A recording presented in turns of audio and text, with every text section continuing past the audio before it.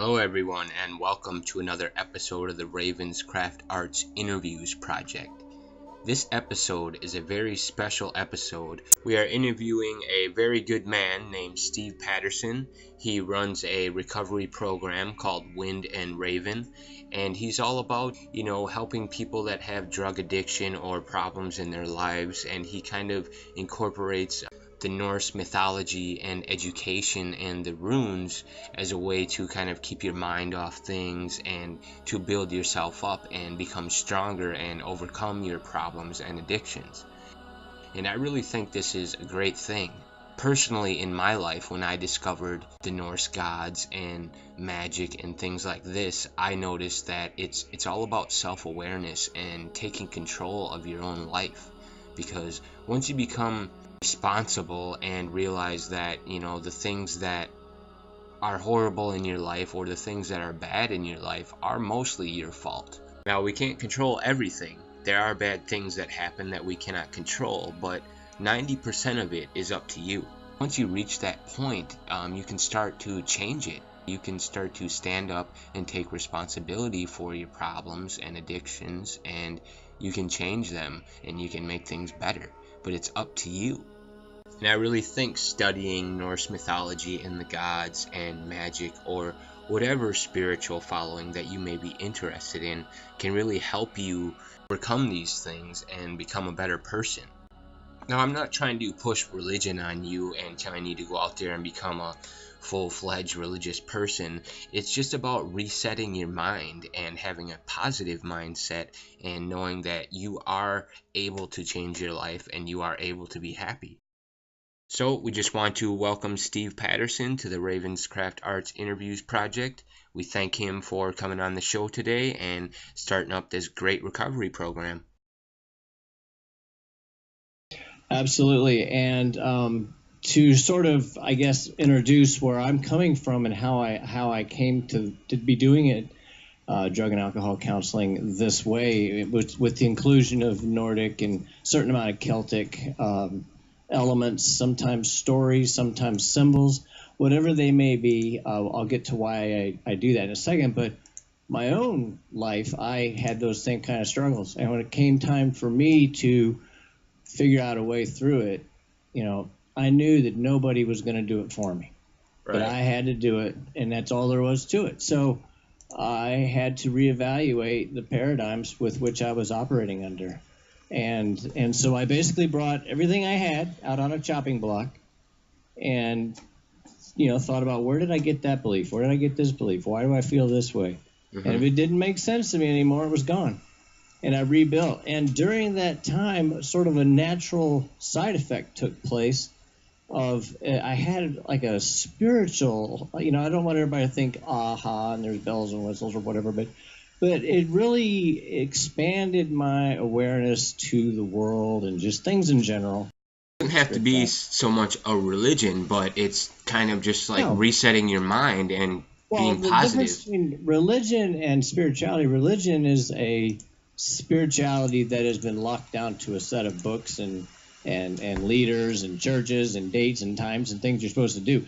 An individual expression of what they want out of the world, how they see the world. Their spirituality is their self. Mm-hmm. And they can be closely akin to certain traditions. And that's what's so alluring about the traditional and the older traditions of systems of spirituality, such as the Norse, such as the Celtic, because of the fact that they didn't have churches and all these pecking orders and things along those lines. It was very much here's what we've got, work with it yourself. Right. Just like with the runes. The runes aren't going to sit there and say, yes, on next Thursday you've got to play this number in the lottery and you're going to win. Right. It's about empowering there's probably yourself. Somebody out there that'll sell you that, but it's all about getting you to think about things in a different way. Exactly. And that's what. So I started doing that with my own self when I was rebuilding my own self. I really honed in on Heimdall for some reason. And I think that the reason, maybe now in hindsight, was the site itself. I don't consider myself overly, like a stoic, disciplined guy guarding a bridge. Bifrost and all this. You're speaking of Heimdall, the Norse god, correct? Yes, I am standing on Bifrost, but the notion of being able to see all the 9 realms and hear the grass growing and the dew on all the grass and all these these notions of the immense awareness. And so when people come to see me, they're usually people that walked into an AA place and just said to themselves, I have nothing in common with these people, and didn't like that approach. And I don't bash AA. It works for some. That's great. But the way that we approach it is that you don't have to grovel before a higher power. You are your higher power. You just got to take control of yourself. Right. And do it in a way that is a little bit in their face, but not all the way, because you don't want them to give up, because they're in a tough spot. Yeah. And so by talking about these various things, like Heimdall I just mentioned, or maybe it's a Tuatha De Danann tale from Celtic, or whatever that like how the name bonfire came. I explained to one guy recently how it used to be the bone fire and all this, and he had never thought of it that way. And what that does is it causes that to become a part of the way that they approach a lot of things. Never thought of it that way. Do I really need to do the drugs or alcohol? Do I really need to do these other things? Well, I mean, and a lot of people are turned off by the fact that they think you're trying to push a religion, and it's not really like, oh, you have to believe in these gods. It's pretty much you have to believe in yourself. The gods are within you. You know what I mean? It's just... Absolutely. And that's one thing I make perfectly clear. What I believe and how I got to where I am at has nothing to do with them. I can tell them how maybe I did it, but that I can't show them a path. Right. They have to find that themselves. That's their deal. Yeah. I'm here to help in whatever way I can, but I'm not going to hold your hand. So you have a program or a company, it's called Wind and Raven Recovery? Yeah, what I do is I work at a couple of clinics here in Athens, Georgia, running what's called maintenance, which is post-therapy groups. And these are people that have gone through therapy or detox or whatever the case may be. Or maybe they didn't really have anything like that, but just stopped themselves and want to maintain sobriety. That's called maintenance. And so I run some maintenance groups that are the alternatives to AA. And within them, I use a lot of imagery. Like I'll bring in one random rune. And I'll tell them, use runes and stuff, and you kind of teach them about it and teach them how to empower themselves with the energies and stuff like that. I teach them as much as much as they're willing to read into it, because like you said earlier, I don't want them to feel like I am pushing something on them. Right. What I'm pushing on them is my want to see them be able to look at everything as many ways as you can, because just because you think it looks that way doesn't mean you're all. Yeah, I mean, it might be different. You got to make sure. You got to have another point of view. That awareness, that Heimdall. Nothing's going to get by Heimdall. Right? That's what you got to be. You got to be like that. I think that's the key word in this whole thing. I've been talking with people as the word's been coming up, self-awareness, man. You have to realize what you are good at and go with it. You can't sit there and dwell on this and that and blame everyone else for your problems. It's your fault. It's hard to come to that point, but once you do hit that point, you really can see and start to change your life, because no one else is going to do it for you, like you said. Yeah, and then what we also do is, for some of them that do show that they're getting interested, particularly in the Nordic or Celtic type stuff that I might mention. About twice a month or once a month, we'll have a meeting where we just talk about that. Nothing at all about drugs and alcohol. And we'll pick a random topic, like one of the eights or some of the runes, or maybe a story from... I love talking about the Tuatha De Danann for some reason. I don't know why. I don't know if you're familiar with them. They're the Irish Celtic gods, the ones that below the world became the Fae and all this. It's a fascinating tale. But then as they get more and more into it and open, you can start to dig more into the Nordic stuff, because the Nordic stuff is so much more complex. Yeah. than it appears. And I find myself in disclaimer land or getting down rabbit holes trying to make sure that everything I'm saying makes sense, because you have to know this and you have to know that and you have to know this. And you know, And I'm it's like some people think, oh, they're crazy because they're meditating on symbols. It's like whatever you have to do, man, to make yourself feel better and not do drugs and screw up. It doesn't matter what you have to do as long as you're not harming anyone else. I have a friend that has problems with this stuff, and I try to share my knowledge with them, and they don't want to get into it. They don't, they just think I'm full of crap, because they know me personally. And I think what you're doing is a good thing, because if you have a bigger group or more people other than say your buddy or your family member backing up what you're saying, maybe they think, hey, maybe they are right, and they second guess it. And these groups I'm talking about, they're all people that are in the same boat. They're at some phase of maintenance. Some of them may not have had a drink in 20 years. Maybe one just stopped 3 months ago. It doesn't matter. And because we don't talk about the oh my God days, or the the ain't it awful days and all that. It's just something to do. Now. It's just something to do, right? Something to keep your mind positive. I believe this whole law of attraction thing too. If you think positively, things will come positive to you. You become more aware of the positive things. If you sit there and dwell on the negative, you're gonna realize every negative thing in your life. So it's. And I think another thing that you start to realize that there's so many negative cues around us. Like I remember I was a big sports fan earlier in my life, and when I quit drinking, one of the first commercials I saw was a real football fans drink Bud Light. And I was like, oh, so now I can't even be a real football fan anymore. Yeah. It's programming. But, too. After I got over the part, listen to I quickly said to myself, what are you whining about? Who cares?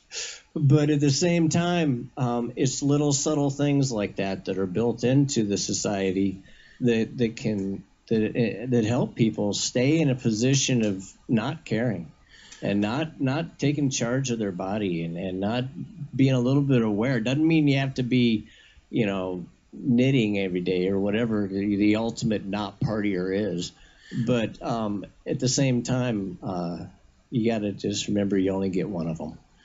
Right, and with the shamanic practices and meditating and things like that, they say, oh, what, you're just staring at a wall for an hour, but it's about realizing the simple things. If you can sit there with barely anything for 2 years, and then once you get a little extra after being that way, you realize how much more valuable that is, and you enjoy life more. I guarantee you I get more out of sitting there staring at a wall for an hour than anybody does sitting and staring at their flat screen television for an hour. Right, because when you look away or when you get an encounter after that, it's enhances everything, because you're more clear-minded and you're and you're talking about things that matter to you, even if you're quote unquote talking to yourself. Who cares? You're thinking, you're aware of yourself in the world. You're not just this cog in a big machine. You have an awareness. You're in your own space, and it's really it's almost crazy with the radio and the music. Like, okay, you got all these shootings and all this stuff happening. If you listen to the stuff they play on the radio and the TV, listen to the lyrics, it's talking about that same stuff. It's just like programming, the kids to do this stuff, and then they turn around and say, why are our kids, doing this? It's like, well, you guys are subconsciously programming all of these kids to do this, and it's like conspiracy sounding, I know, but once you think about it, you become more aware of it and you see it. Well, there's no question that it is the result of things like what you're speaking of, that general paradigm that we live under of a fear-based whatever society does create problems with people psychologically at times, and I don't mean that like as in the dude's mental or some kind of derogatory term, that causes them to find solace in places that are not really that healthy for them. I particularly have experience with, and that I've dealt with, and that I went on and learned a little bit on how to. But I was just telling somebody today.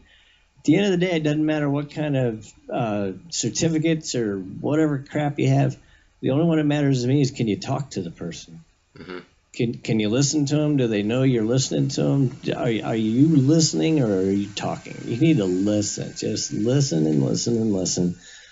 And when they're ready, they'll ask you for some feedback or whatever. But that's the key to the whole thing, because so many people don't get a chance to actually speak. You know, they say we're afraid to die. I think it's the opposite. I think that most people are afraid to live. They're afraid to be themselves. Yep, you're exactly right, man. I've realized that myself, too. It's like, why not? Because what you're going to regret is what you didn't try and what you wish you would have done when you're dying or, you know, can't move and old. And, you know, you wish you would have took those risks, because that's what it's about is, you know, living. You only get one life, you know, so.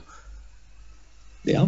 And, you know, on that, the risks thing, you know, I did some significant damage to my own body in my crazy days. Yeah. And at first, you know, I was a little bit miffed about that. I'd pout a little bit, but then I quickly got over that, like I was saying earlier. And then I just turned it into, well, why not me? It's got to be somebody. Why not me? Am I better than other people? Am I exempt from this thing that other people can only get, but not me? Why not me? So are you just based in, I see you were in Georgia there. Do you guys, you know, go other places, or are you just kind of in that area for now? Or currently we're actually trying to get a situation where there's a West Coast operation that does veterans, holistic veterans. I'm hoping to somehow partner up with them, and they might be opening up some kind of Atlanta thing that would allow us to at least have the possibility of having somebody head out to the West Coast or something like that. Well, I know you. Preferably myself, I would love to move to Norway or to Iceland. Yeah, right. Just get out of here, right? Yeah. But I say that now, but it's I'm in Georgia and it's 45 degrees. I'm like, damn, it's cold. Yeah. But anyway. Well, I know you probably it's are. Tough because I am definitely the odd guy in the room in both settings.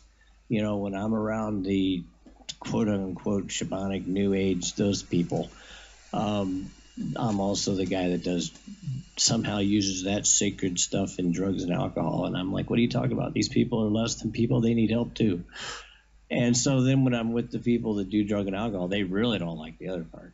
Yeah. So, you know, and let alone I open my mouth and I start talking about Bifrost or the Duodan and the Morrigan and Thor and, you know, just right. Then I'm just, okay, Steve, whatever. But so it's rare, and I know it's rare, but I know that there's people out there that use it. I know that I've helped several people, and I know that each one of them now is still substance free, and they think about things in a way that they had never thought they would think before. And when in one case I had to leave a practice and pass a person on to somebody in the practice, I could not find anybody of their 13 people that I thought would be able to understand them. Right. Yeah, sometimes you just can't get through, and that's the way I feel like with my friends and stuff is like, should I just give up? Like, that's why I wanted to have you on here, is to kind of talk to you about how can we kind of change their mind and, you know, get them to see it, because sometimes they just don't want to, and it's like, do you give up or not, you know? That's why you got to get them to talk. Just get them to talk, because eventually they'll hear themselves saying it enough times. And so at that point, it becomes your conviction, your desire. Do I really want to do this? Because I know it needs to be done. Yeah. And I'm not going to lie to myself, because that's my biggest thing. I don't care if I were to ever relapse. All the people in my life, that's one thing. But I would hate to look at myself in the mirror, because I would know that I lied to myself for so long that I have not done that now in so many years. I will never do that again, hopefully, and that would just be crushing. Right. As long as you have that self-confidence, right, you'll never go back. Exactly.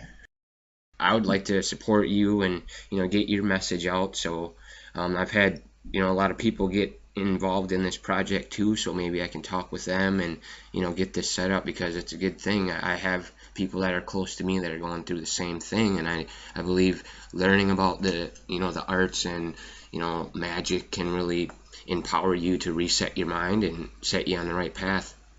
I think you nailed it right there. It's all about the creativity, and our modern society does not allow for it as much as it should. Yep. That's what makes us human. Yep. All right, man. So, Well, I didn't want to take up too much of your time. I just want to thank you again for doing this. I also want to say how excited I am to know that the community is so vibrant out there. With Facebook, I just find more and more. Half the time I'm following you around now, though. Yeah, it's amazing what we can do with the touch of a button. Like, I am communicating with people in Denmark, Australia, Africa. Yeah. Like, it's amazing, you know. And we got to jump on this and do it. I know, but it's just so good to see that there are people at the other end. Yeah, and all over. And to me, it does not matter where they're from. I don't care. I think that the remembrance of traditional teachings is so strikingly familiar with most cultures around the globe. I know that with Nordic and the Genic thought process, that's a little more deep than most. But still, it's a good thing to go back before we were ruled by machines and the Industrial Revolution and all this today. Mm-hmm. Right. So it's good. It's a good thing to learn. It's educational. It helps your life. I appreciate you having me on. I'll send you something. And it's I have a website, windandraven.com. Yeah, I did look that up. I'll post links up for that for you. And yeah, I hope maybe we can talk again and, you know, start getting the word spread around and start inspiring people to doing some more great things. All right. Well, thank you. All right. We'll talk again. Thanks a lot. Bye. Just wanted to give another special thanks to Steve Pattersson for sitting down and talking with us today. I really think it's a good thing and a great idea to incorporate Norse mythology and other traditions and followings of our past, because it's very interesting and it's something that can empower you and teach you how to build yourself up and build your confidence up and kind of reset yourself and reset your mind to help you break any problems or addictions or struggles that you might have. And it's also something to just keep your mind busy, to keep your mind off the stressful things in daily life. So I just want to say thanks again to all the viewers out there, and for Wind and Raven Recovery. Anyone that has any problems with addiction or has any family members or friends that have problems, please look up Steve Pattersson. I will provide the links in the descriptions below. Drug addiction is a big problem in America right now, and we really need to support and help each other as much as we can. If you know anyone that needs any help, or you yourself needs help, go check out this website and this recovery program. Take care of yourselves, and like I always say, stay on the positive path.